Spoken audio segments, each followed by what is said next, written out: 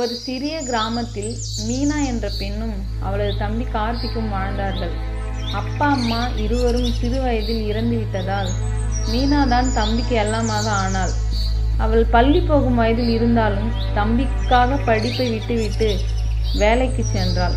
கூலி வேலை, வீட்டு வேலை, என்ன வேலை கிடைத்தாலும் செய்தாள்.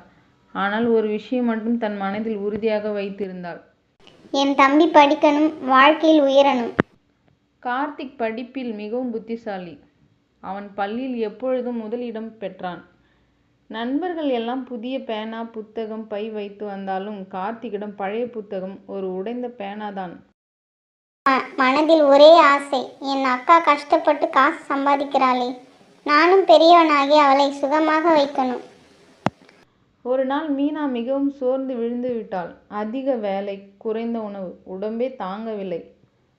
அப்பொழுது கார்த்திக் பக்கத்தில் அமர்ந்து அழுகிறான். அக்கா, நீ ஏன் உன்னை கஷ்டப்படுத்திக்க வேண்டும்? நான் படிக்கவே வேண்டாம், உன்னோட வேலைக்கு வரேன் என்றான். ஆனால் மீனா சிரித்தபடி அவன் கையை பிடித்தாள். தம்பி, நீ படிச்சாதான் நம்ம வாழ்க்கை மாறும். என் கனவு உன்னால நிறைவேறணும். உன் வெற்றிதான் எனக்கு மருந்து. காலம் கடந்தது. கார்த்திக் கல்லூரி முடித்து அரசு தேர்வில் வெற்றி பெற்று அதிகாரியாக நியமிக்கப்பட்டான். ஊருக்கே பெருமை. அவன் முதலில் செய்தது என்ன தெரியுமா? அக்காவுக்கு ஒரு புதிய வீடு வாங்கினான். அவளிடம் கண்ணீர் மல்க சொன்னான். நீதான் என் அம்மா, நீதான் என் தந்தை. நீ தியாகம் செய்யலாமே. நான் தான் உன்னை சுகமாக வாழ வைக்கணும்.